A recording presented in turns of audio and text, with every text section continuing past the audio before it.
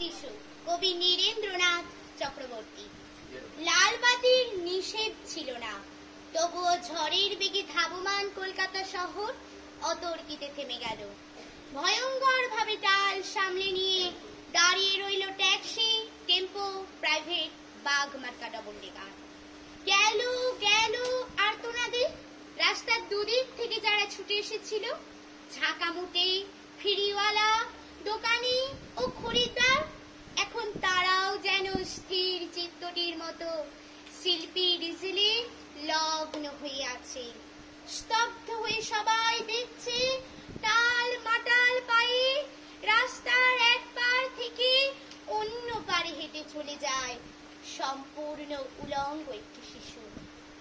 খানিক আগেই বৃষ্টি হয়ে গেছে চৌরঙ্গি পাড়ায়। এখন রোদ্দুর ফের অতি দীর্ঘ পল্লমের মতো মেঘের হৃৎপিণ্ড ফুঁড়ে নেমে আসছে। মায়াবী আলোয় ভাসছে কলকাতা শহর। স্টেট বাসের জানালায় মুখ রেখে একবার আকাশ দেখি, একবার তোমাকে। ভিখারি মায়ের শিশু, কলকাতার যিশু, সমস্ত ট্রাফিক তুমি মন্ত্র বলে থামিয়ে দিয়েছো। জনতার আর্তনাদ, অসহিষ্ণু ড্রাইভারের দাঁতের ঘষ্টানি কিছুতে ভ্রুক্ষেপ নেই। দুদিকে উদ্যত মৃত্যু, তুমি তার মাঝখান দিয়ে টলতে টলতে হেঁটে যাও, যেন মূর্ত মানবতা সদ্য হাঁটতে শেখার আনন্দে সমগ্র বিশ্বকে তুমি পেতে চাও হাতের মুঠোয়। যেন তাই টাল মাটাল পায়ে তুমি পৃথিবীর এক কিনার থেকে অন্য কিনারে চলেছ। নমস্কার।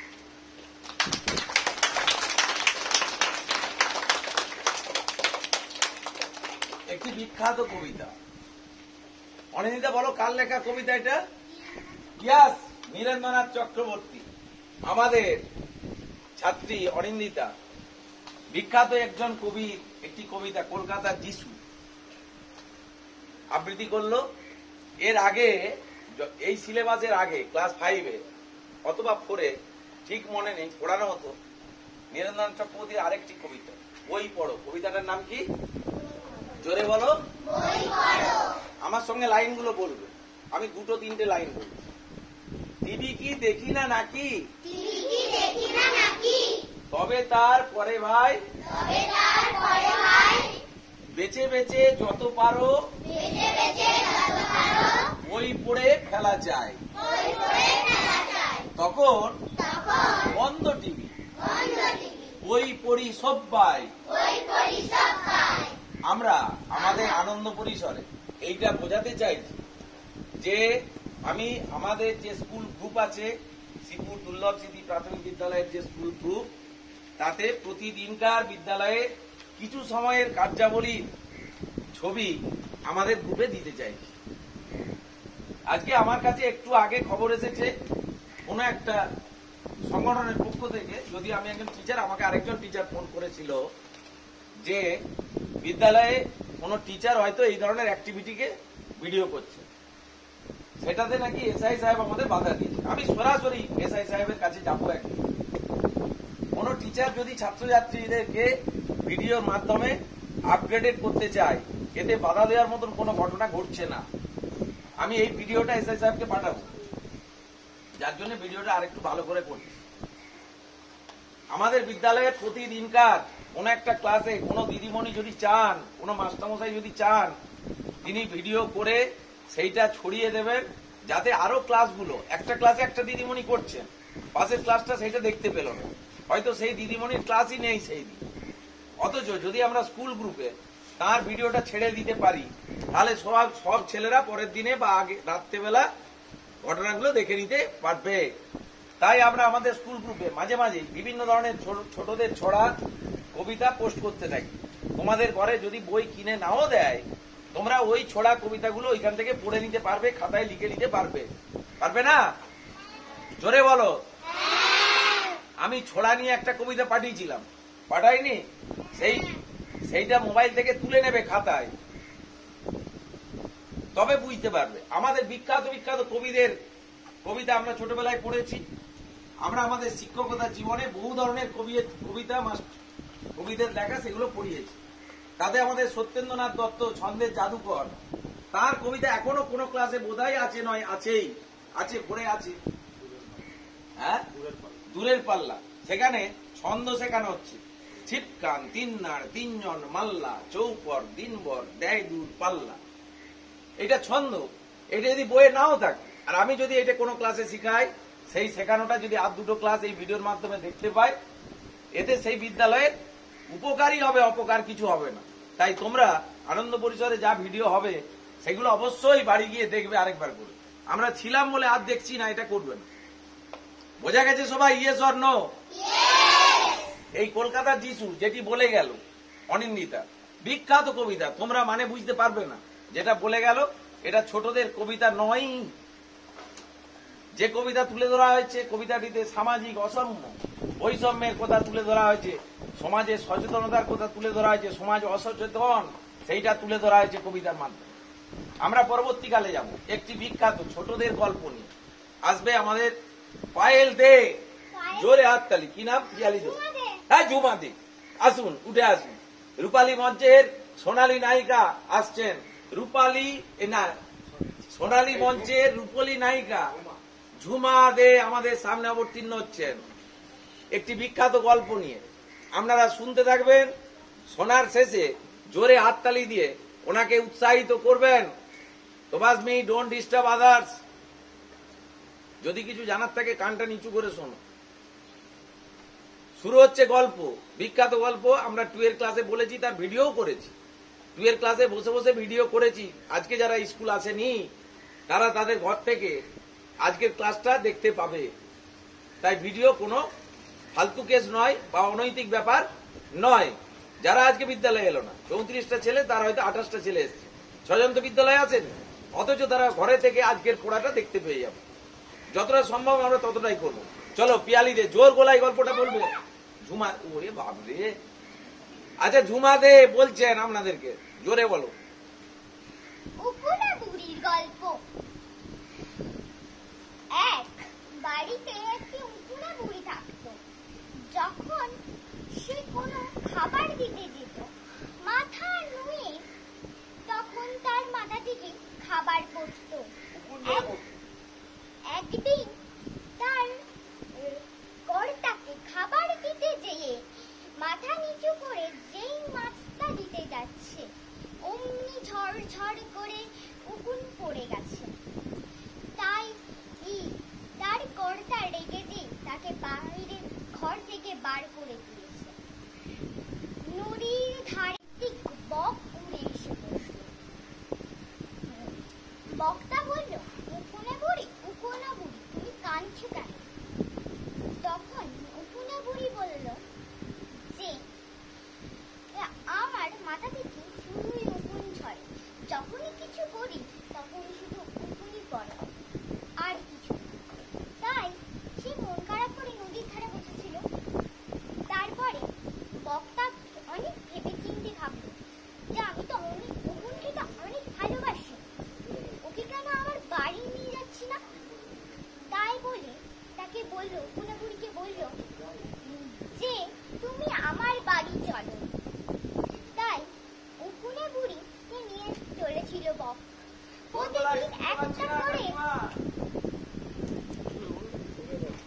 প্রতিদিন একটা করে মাছ ধরে এনে উকুন যখনই ভাত বা মাছের ঝাল দিতে যেত, তখনই মাথা থেকে উকুন পড়তো। বক এই কিছুদিন আনন্দেই কাটছিল। একদিন উকুনে বুড়ি ভাবলো যে আমি একদিন গরম তেল মাখি না। যখনই গরম তেলটা নামাতে যাবি তখনই তার ভিতরে উপড়ে পড়ে, মানে ঢুকে পড়ে। তার উপরে কড়াতে তেল গরম করছিল, সে নিজে ভাবলো যে আমি একবার তেল মাখবো। দিয়ে কড়াটা নামাতে গেছে, গরম তেলে বুড়ি পড়ে গেছে, দিতে বুড়ি পুড়ে মরে গেছে। তারপরে বক নদী থেকে এসে দেখলো যে নদীর ধারে এসে নদী থেকে এসে দেখলো যে উকুনে বুড়ি পুড়ে মরে গেছে। সবাই শুনতে পাচ্ছ তো? তারপরে বকের খুব মন খারাপ। আচ্ছা, বলো। বক তারপরে বক্সার দিন উপোস ও বক্সার দিন উপোস রইল, হ্যাঁ উকুনে বুড়ি পুড়ে মরল। বক্সার দিন বক্সার দিন, জোরে বলো, উকুনে বুড়ি পুড়ে মরল, বক্সার দিন উপোস রইল। বক্সার দিন উপোস রইল। চলো পরেরটা বলো, আমি আবার বলে দেবো। তারপরে নদী নদী বলছে যে ওই বক বক তোর এত মন খারাপ কেন? তখন বক বলছে যে তোকে যদি বলি না তোর এই সব জল ফেনিয়ে যাবে। এরপরে কি হলো, বক নদীর ধারে মন খারাপ করে এসে বসে কাঁদছে। তো তখন নদী তাকে জিজ্ঞাসা করছে, ওর গলা তো সবাই শুনতে পাচ্ছ না, ওই জন্য আমি জোরে বলে দিচ্ছি, ও যেটা বলছে সেটাই বলে দিচ্ছি, ইন্টারপ্রিটারের কাজ করছি আমি। বককে জিজ্ঞাসা করছে নদী যে বক তুমি এরকম মন খারাপ করে বসে আছো কেন? তখন নদী বক নদীকে বলছে, আমি যদি বলি না তাহলে তোমার নদীর জলটা কি হয়ে যাবে? ফেনা হয়ে যাবে। নাও চলো। তারপরে নদী বলছে যা বল তুই তো যাই যাক, ফেনা হয়ে যাই যাক, তবু তুমি বলো। ফেনা হয়ে যাক যাক তুই বল তো। যখনই বললো বক নিজের মুখ খুললো, বললো যে উকুনে বুড়ি পুড়ে মরল। চলো বলো, বক উকুনে সাত- বুড়ি, দাঁড়াও, চলো, উকুনে বুড়ি পুড়ে মরল, বক 7 দিন উপোস রইল। চলো পরের গল্প। তারপরে যখনই কথাটা শেষ হলো তখনই সব নদীর জল ফেনিয়ে গেল। Yes. তখন একটি নদীতে নদীতে জল নদীতে? খেতে এলো এক হাতি। একটা হাতি, হাতি নয় হাতি, কি বলছি, হাতি নদীতে জল খেতে আসছে। সে নদীকে জিজ্ঞাসা করছে, কি রে তোর জলটা এরকম ফেনা হয়ে গেল কেন? তখন নদী বলছে, আমি যদি বলি না তোর ল্যাজটা ধপাস করে খসে পড়বে, তাই তো? খসে পড়ে যাবে। খসে পড়ে যাবে, তাই তো? হ্যাঁ। তখন হাতি বলছে, যাই যাক, ল্যাজ খসে যাই যাক, তবু তুমি বলো, এবারে বলো কি বলছে। নদী বলছে যে তোকে যদি বলি না তোর এই লম্বা লেজটা খসে পড়ে যাবে। তার মানে যাই যাবে তুই বল তো আগে। তারপরে যখনই নদী মুখ খুললো তখন বললো যে উকুনে বুড়ি পুড়ে মরল, বক 7 দিন উপোস রইল, নদীর জল ফেনিয়ে গেল। যেই কথাটা সারা হলো অমনি হাতির লেজটা খসে পড়ল, সব গাছের পাতা ঝরে পড়ে গেল। তাড়াতাড়ি করে বলো। হ্যাঁ। সেই গাছে একটি বুলবুলি বাসা করেছিল। ঘুঘু পাখি। মানে বুলবুলি ঘুঘু পাখি। আচ্ছা ঠিক আছে, এখন পর্যন্ত পায়েল ঝুমা দে, এর পরের দিনে আবার বলবো হ্যাঁ? এই গল্পটা। এতে দুটো পিরিয়ড শেষ হয়ে যাবে। আরেকটু বলো, বলে থামি চেপে পরের দিনে ওরা অপেক্ষা করুক, পরের দিনে আবার বলবে। চলো আরেকটু বলে দাও। কোথায় ছিল রে? কোথায় গেল বলি? হ্যাঁ বুলবুলি পাখি বাসা বেঁধেছিল, বলো। বুলবুলি বললো তোর গাছের পাতাগুলো কোথায় গেল রে? ও বললো যে তোকে যদি জোর বলি না, গলায়। তোর একটা চোখ খসে পড়ে যাবে। ও বললো যাই যাবে তুই বল তো আগে। তখনই যখন গাছ মুখ খুললো তখন বললো যে উকুনে বুড়ি পুড়ে মরল, বক 7 দিন উপোস রইল, নদীর জল ফেনিয়ে গেল, হাতির লেজ খসে পড়ল, গাছের পাতা ঝরে পড়ল। অমনি যেই কথাটা সারা হলো ঘুঘুর একটা চোখ পড়ে গেল। তখন রাস্তা দিয়ে যেতে যেতে রাখালের দেখা পেল। রাখাল বলল যে তোর ঘুঘু তোর চোখ একটা কোথা গেল রে? ও বলল যে তোকে যদি বলি না তোর হাতে ওই লাঠিটা আটকে যাবে। তুই বললি যাই যাবে তুই আগে বলতো। যখন বুলবুলি মুখ খুললো তখন বলল যে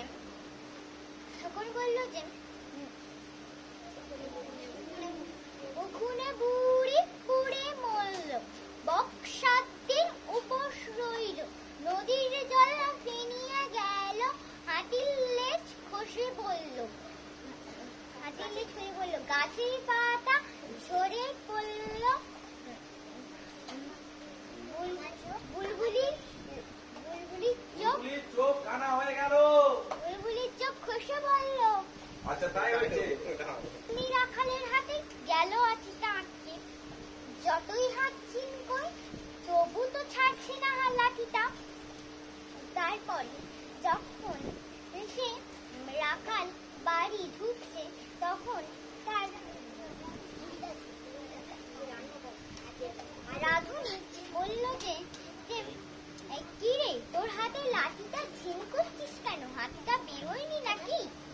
ও বলছে যে তোকে যদি বলি না এই কথাটা, তোরও ওই হাতে কুলোটা আটকে যাবে। তুই বলে যাই যাবে, তুই আগে বল তো। তারপরে যখনই বলল রাখাল, তখন বলল উকুনে বুড়ি পুড়ে মরল, বক্সার দিন উপোস রইল, নদীর জল মিলিয়ে গেল, হাতির লেজ খসে পড়ল, গাছের পাতা ঝরে পড়ল, বুলবুলির চোখ কানা হলো, রাখালের হাতে লাঠি আটকালো। ওইটা বলতেই রাধুনির হাতে কুলো আটকে গেল। যখন সে রানীর কাছে যাচ্ছিল, রাজা মশাইয়ের কাছে যাচ্ছিল, তখন রানীর সঙ্গে দেখা হলো। তখন বললো হাতে কুলোটা আটকে গেছে নাকি? ও বললো যে হ্যাঁ রানী মশাই, রানীমা। যখন বললো যে কি জন্য রে, বলে আপনাকে যদি বলি না আপনার হাতে ওই ভাতের থালাটা আটকে যাবে, তুই যাই যাবে, তুই আগে বলতো। যখন রাধুনি মুখ খুললো তখন বললো যে উকুনে বুড়ি পুড়ে মরল, বক্সার দিন উপোস রইল, নদীর জল পেনিয়ে গেল, হাতির লেজ খসে পড়ল, গাছের পাতা ঝরে পড়ল, বুলবুলির চোখ কানা হলো, রাখালের হাতে লাঠি আটকালো, রাধুনির হাতে কুলো আটকালো। অমনি যেই কথাটা সারা হলো তখনই রানী মায়ের হাতে ভাতের থালাটা আটকে গেল। যখন সে রাজা মশাইকে ভাত দিতে আরেক হাতে করে ভাত দিতে যাচ্ছিল, তখন ভাতের থালাতে রেখে বললো যে রানী তোমার হাতে এই থালাটা আটকালো কি করে বলো তো? বলছে আপনাকে যদি বলতাম না তোমার পেছনে ওই চেয়ারটা আটকে দিত। যাই যাবে, তুমি আগে বলো তো। যখনই রানীমা মুখ খুললো তখন বলতে উকুনে বুড়ি পুড়ে মরল, বক্সার দিন উপোস রইল, নদীর জল পেনিয়ে গেল, হাতির লেজ খসে পড়ল, গাছের পাতা ঝরে পড়ল, বুলবুলির চোখ কানা হলো, রাখালের হাতে লাঠি আটকালো, রাধুনির হাতে কুলো আটকালো, রানীর হাতে থালা আটকালো। অমনি যেই কথাটা সারা হলো তখনই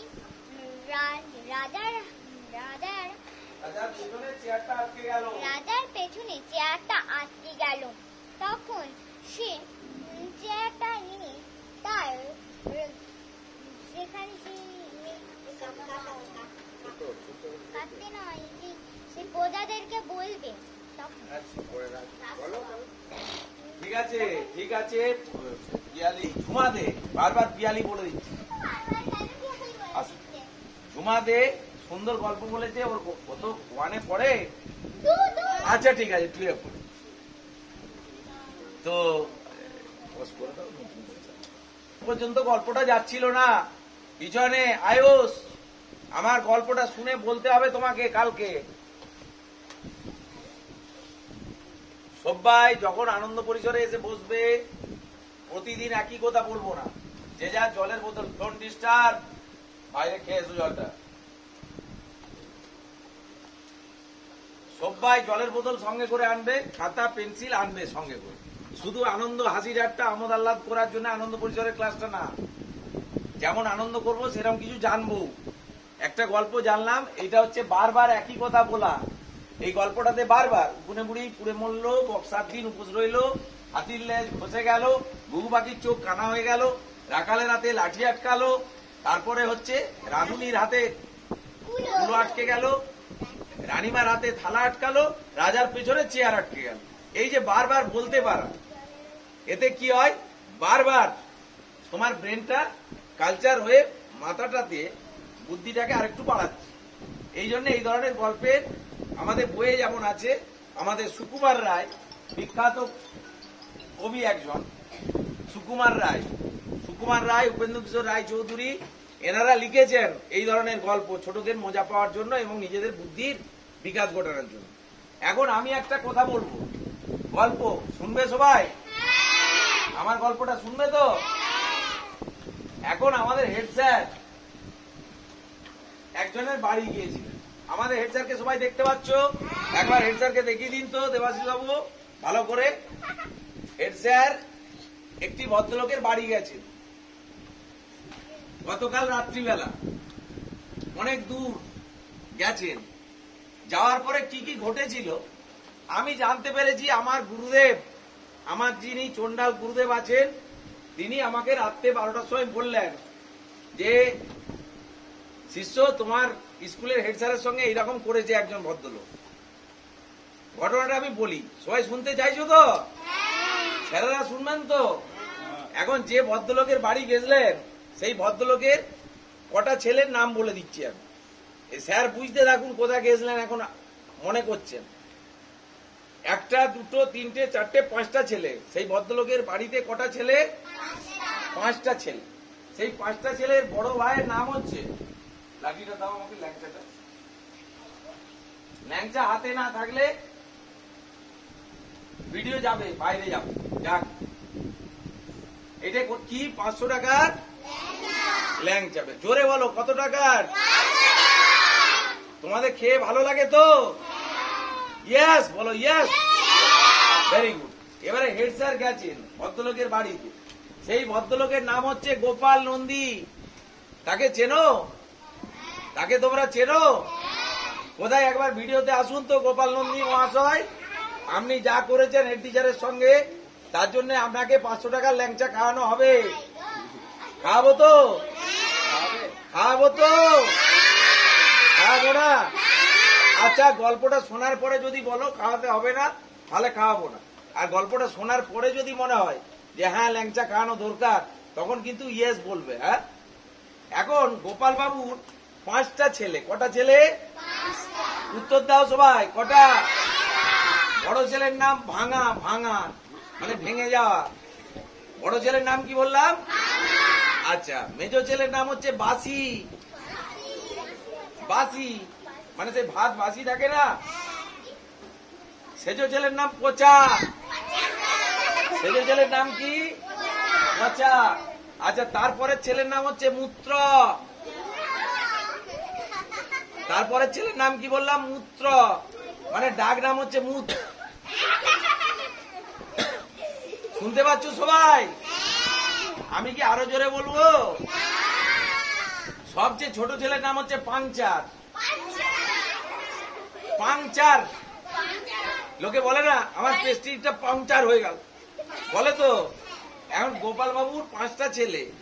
তো যেই হেড স্যার বাড়িতে গেছেন, সঙ্গে সঙ্গে গোপাল বাবু তার বড় ছেলেকে ডাকছেন, ওরে ভাঙা, চেয়ার নিয়ে আয়। কি বলে ডাকছে? জোরে বলো, একসঙ্গে বলো, ওরে ভাঙা, চেয়ার নিয়ে আয়। এখন তো হেড স্যারের চেহারাটা ছোটখাটো নয়, বেশ বড় সড়ো চেহারা। ভাঙা চেয়ারে বসতে দিলে পড়ে যাবার ভয় আছে। তাই হেড স্যারের তখন মুখটা একেবারে কালো হয়ে এইটুকু হয়ে গেছে, যে পড়ে যে আমার কোমর টমর গুলো ভাঙার ধান্দা করা হয়েছে। কিন্তু চুপ করে দাঁড়িয়ে আছেন হেড স্যার। এরপরে আরেকজনকে ডাকছেন। আপনি গোপালবাবু বলছেন হেড স্যারকে যে বসুন, ভাঙা চেয়ারে বসুন, ভাঙা চেয়ার দে স্যার, বসুন। এরপরে বাসি ভাত নিয়ে আয়। কি বললো? বাসি ভাত নিয়ে আয়, মানে যেটা আমরা না খেয়ে রেখে দিই রাত্রে, হাঁড়িতে রয়ে যায় সেই খাবারটা। বলছে বাসি ভাত নিয়ে আয়। জোরে বলো, তখন হেড স্যারের তো মন আরো খারাপ হয়ে গেছে যে বাবা আমি একজন মাস্টারমশাইয়ের ঘর এলাম, এরম ভাঙা চেয়ার, বাসি ভাত, এইটা মাস্টারমশাই না কে রে, এইটা বলছি। তখন হেড স্যার বলছেন না না আমি খাবো না, আমি খেয়ে এসেছি, আমি খাবো না। কেউ কি বাসি ভাত খেতে চায়? খেতে চায় না। তখন গোপাল স্যার বলছেন যে তা বললে হবে স্যার, হ্যাঁ সবই খাবো না কামনা করলে হবে না, তো কিছু একটা খেতে হবে। আর হেড স্যার তখন বারবার বলছে না না আমি খেয়ে এসেছি, আমি খাবো না। আর গোপাল স্যার না আপনাকে খেতেই হবে, আপনাকে খেতেই হবে। দিয়ে কি বলছেন, বলছে ওরে পচা দই নিয়ে আয়। কি বলছে, ওরে পচা দই নিয়ে আয়। তো তখন স্যারের মুখটা একেবারে কালো হতে হতে হতে হতে আলকাতরার মতন হয়ে গেছে যে এটা কি মাস্টার আমাদের স্কুলে আছে, আমাকে বলছে ভাঙা চেয়ারে বসতে, বাসি ভাত দিচ্ছে, আবার আমি খাবো নি বলে বলছে কিছুই না খেলে হবে, পচা দই খেয়ে যাও। গোপাল স্যার ঠিক করছেন, এটা ঠিক করেছেন। এবারে হেড স্যার আবার বলছে না না আমি কিছু খাবো না, আমি কিছু খাবো না, কিচ্ছু খাবো না। আমি কথা বলতে এসেছি আপনার সঙ্গে, আমাদের স্কুলে আপনি রং করছেন, কালকে এইভাবে রং করবেন, এইটা বলতে গেছে। আর গোপাল স্যার ছাড়বেন না, বলছে না কিছু একবারে না খেয়ে চলে যাবেন। ওরে মূত্র জল নিয়ে আয়, মানে ডাকছে ওরে মুতো জল নিয়ে আয়, না মুতো জল। তখন স্যার একেবারে ক্লান্ত হয়ে গেছে যে আজকে আমার বিপদ, এ ছাড়বে না মনে হচ্ছে। শেষে কি বলছে, হেড স্যার বলছেন না আমি চলে যাবো। বলছে এ বাবা আপনি কিছু খেলেন না, একদম একবারে ঘরে না খেয়ে চলে যাচ্ছেন, আবার হেঁটে হেঁটে অতটা ফিরে যাবেন, তার থেকে আমি আপনাকে পৌঁছে দেবো। হেড স্যার বলছে না না আমি হেঁটে হেঁটেই চলে যাবো। বলছে না তা বললে হবে না, তা বললে হবে না, আমি আপনাকে, ওরে পাংচার সাইকেলটা নিয়ে আয়। পাংচার মানে কি, মানে যে সাইকেলে পাম্প নেই, তাই তো। ওরে পাংচার সাইকেলটা নিয়ে আয়, হেড স্যারকে পৌঁছে দিতে হবে। তখন হেড স্যার গোপাল স্যারের ঘর থেকে বেরিয়ে দে ছুট একবারে ছুটে একবারে হেড স্যারের ঘরে এসে পৌঁছে গেছে। এখন এবারে তোমরা বলো গোপাল স্যারকে খাতির করা দরকার, ল্যাংচা খাইয়ে খাতির করা দরকার, এখনো দরকার নাই? দরকার আছে। দেখো অভিজ্ঞান একমাত্র সত্যি কথা বলে, কলকাতার যিশু অভিজ্ঞান, যে সঠিকটা বুঝতে পেরেছে যে গোপাল স্যার ভালো আচরণ করেননি, তাই তো। তাই গোপাল স্যারকে এক পিস ল্যাংচা আমি দেব, বেশি দেবো, এক পিস ল্যাংচা এই যে দিয়ে দিচ্ছি, গোপাল স্যার ধরে নিন, এবারে আপনি খেয়ে নিন। বড়দেরকে এইভাবেই দিতে হয়, বড়রা লুপে নিতে পারে, ছোটরা তো ক্যাচ করতে পারে না। তোদেরকে লজেন্স ছুঁড়ে ছুঁড়ে দিলে তোরা লুপে নিতে পারবি? পারবি না। আর গোপাল স্যারকে যদি এখান থেকে ছুঁড়ে ওইখানে দাঁড়িয়ে থাকেন, একটা রসগোল্লা ছুরি সব করে ধরে মুখে কুড়িয়ে নেবেন। ওই জন্য গোপাল স্যারকে ল্যাংচাটা ছুঁড়ে দিলাম, গোপাল স্যার খেয়ে নিলেন। আমার গল্পটা ভালো লাগলো না? লাগলো না? লাগলো তো? আচ্ছা ঠিক আছে, ওকে। আমি অত সব জানি না, রেখেছি যাতে আরেকটু বড় লিখতে হবে না।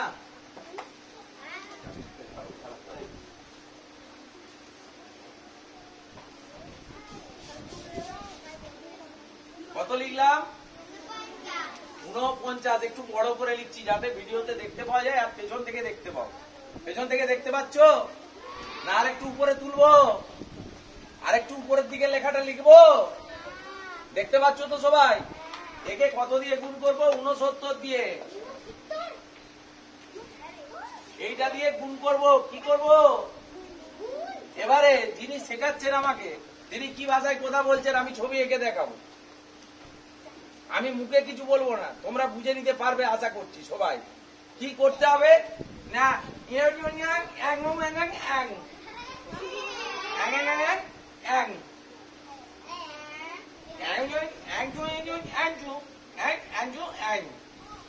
কিছু বুঝতে পারলে? বুঝতে পারলেন? আমি এবারে বুঝিয়ে দিই একবার। অভিজ্ঞান উঠে বলে দাও তো। দেখো আমার গুরুদেবের ভাষা অভিজ্ঞান বুঝতে পেরে গেছে। বলে দাও এখানে সংখ্যা, এই সংখ্যাতে বলো। 4 গুণিতক 6 এবং 6 যোগ 9। 4 গুণিতক 6 তার সঙ্গে 9 যোগ করতে হবে, তাই তো? ভেরি গুড, জোরে হাততালি একবার, বসে পড়ো। দেখো কত সুন্দর উত্তর দিয়ে দিল। 4 গুণিতক 6, 4 ছক কত হয়? 4 ছয়ে 24, 24 সঙ্গে 9 ইন্ট করলে কত হবে? 33। আমি তাহলে এখানে কত লিখে দিলাম? 33। আর এইটাকে ইয় ইয় ইয় 9 9 কত হয়ে গেল? 81। নাও মাল্টিপ্লিকেশন সলভ। উত্তর ঠিক হয়ে গেছে। হ্যাঁ, এটা দেখেছিলে? কিন্তু এইটা আমি এবারে 2-1টা তোমরা করে দেবে, ঠিক আছে? চলো,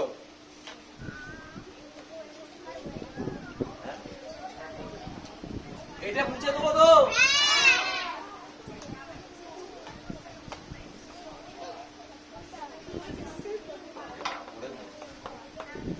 এইটা করে দাও তো বাবা।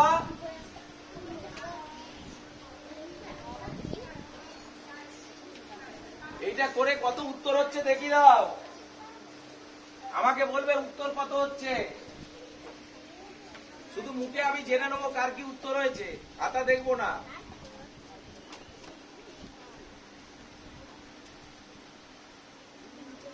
তাড়াতাড়ি করতে হবে, এত টাইম দেওয়া যাবে না। কত হয়েছে বলো? 28 29। Very good. কে বললো? রনি। 28 49। আচ্ছা, এইটা সহজ মনে হচ্ছে না? হচ্ছে না? হচ্ছে তো? আমি যদি এইটাকে 5-এ গুণ করি কতক্ষণ সময় লাগবে? তোমাদের নিয়মে যদি গুণটা করি, তোমাদের নিয়মে গুণটা করতে গেলে অনেকক্ষণ সময় লেগে যাবে, যাবে না? যাবে তো? এবারে আবার একটা নতুন ট্রিক্স হচ্ছে, দেখো।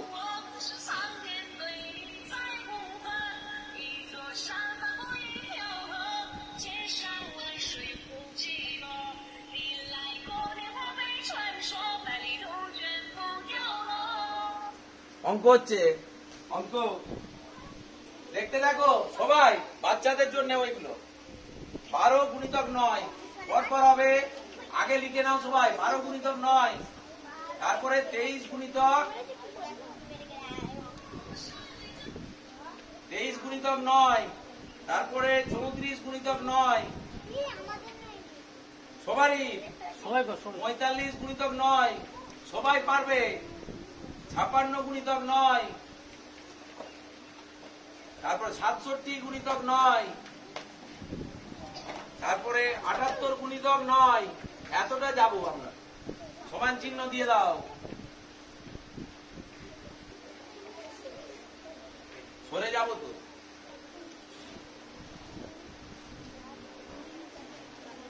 আমি যদি এরকম 9 দিয়ে গুণ পাই, তখন একটা সাধারণ পদ্ধতি ইউজ করবে, এইটা, তাহলেই গুণফলটা পেয়ে যাবে।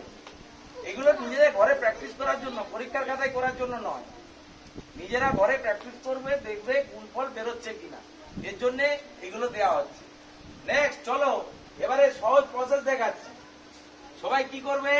এইটার সঙ্গে এইটা গুণ করবে। 9 দুগুণে কত হয়? 9 দুগুণে, একটা এখানে লিখো, 8টা একটু দূরে লিখো। হয়েছে? বুঝতে পেরেছো আরাধ্যা? এরপরে এইটার সঙ্গে এটা গুণ করলে কত হবে? 27। মধ্যিখানটা ফাঁকা রাখবো। এইটার সঙ্গে এটা গুণ করলে কত হবে? এরপর একটা নিজে দিকে বলতে হবে, এইটার সঙ্গে এটা গুণ করলে কত হবে? 9 5 45। 45-এর 4টা এদিকে লিখবো, এইদিকে 5টা লিখবো। এরপর আরেকটা আছে, 9-এর সঙ্গে 6, 9 6 জোরে বলো 54। Very good. 54, 5 এইদিকে, 4 এইদিকে। এবারে আবার 9 দিয়ে, 9 7 63। ভেরি গুড, জোরে বলবে, জোরে 63। এরপরে আবার 9 দিয়ে, 9 8 72। Very good. এবারে একটা সহজ নিয়ম, কিছু নাই, আমি বলে দিচ্ছি। এরপরে তোমাদেরকে একটা গুণ আমি খাতায় করতে দেবো, এইটা করে দেওয়ার পরে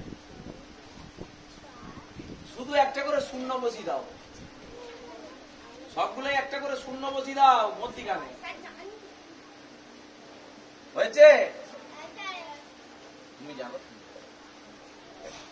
এরপরে আমি এই যে বোর্ডটা মুছে দেবো এবারে, দিয়ে একটা অঙ্ক দেবো তোমাদেরকে।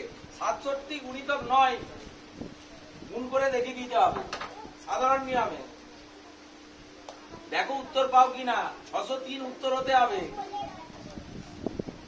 67 গুণিতক 9 এইরকম নিয়মে করো। 67 গুণিতক 9 কত হয় দেখো, দেখে আমাকে বলো উত্তর তাড়াতাড়ি। 3 4 5 তাড়াতাড়ি। আবার আগে নয়, ওই প্রসেসে গুণ করতে হবে। আগে থেকে বলে দিলাম না, যে কোনো খাতা দেখবো আমরা গোপাল স্যার একটু করে খাতা দেখো তো।